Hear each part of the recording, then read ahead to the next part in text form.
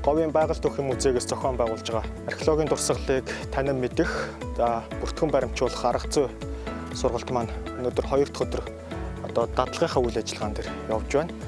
За Өмнөд Говийн музейгээс зохион байгуулж байгаа археологи судалгааны сургалт мөн хадны зургийн сургалтанд одоо 2 хоног хамрагдаж байна. За энэ сургалтанд 14 сумын соёлын үе ажилчид мөн одоо соёлын төвийн дарга нар бас хамрагдаж оролцож байна. За энэ сургалтын ажил бол нэлээд үр дүнтэй ач холбогдол өгсөн сайхан сургалт болж байна.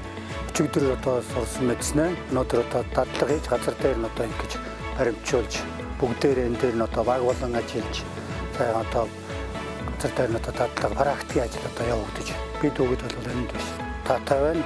Манай үе ажилтнууд их талархаж яг бүгд өнөөдөр багжаан газар дээр нь барьж үзэж амжилттай хийж мөн энэ байгаль орчинтойгоо бас танилцаж мөн энэ Польш онкон хэрэгсүүр одоо энэ бид нар бол анхаарахад бас Польш онкон хэрэгсүүр байна гэж мэддэгч одоо төрөл зүйлээр нь ялгаж энэ тодорхойлох зүйлийг бол сараахан одоо яг мэрэгжлийнх нь шинжлэх ухааныхын зүгээс бас мэддэг байж энийг одоо мэдэж бид үгэнд бас ингэж ойлгож таниулж байгаа сурагч багш нартай болон говийн байгалийн төвийнхээ музейхийн хамт олондоо бас баярлалаа талархлаа.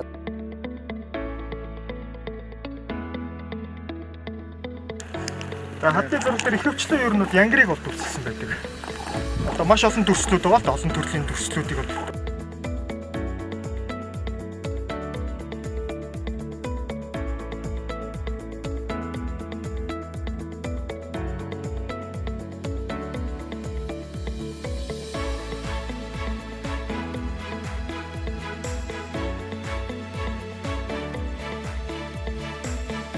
За орчин цагт музейн үүсгэн байгуулагдсны түүх 100 жилийн ажлын хүрээнд археологи олдрыг танин мэдэх за хэрхэн одоо бүртгэн баримжуулах гэсэн юм сургалтыг бол 14 сумын соёлын төвийн дарга ийм өвийн ажилтнууд зориулсан сургалтыг бол бас амжилттай зохион байгууллаа.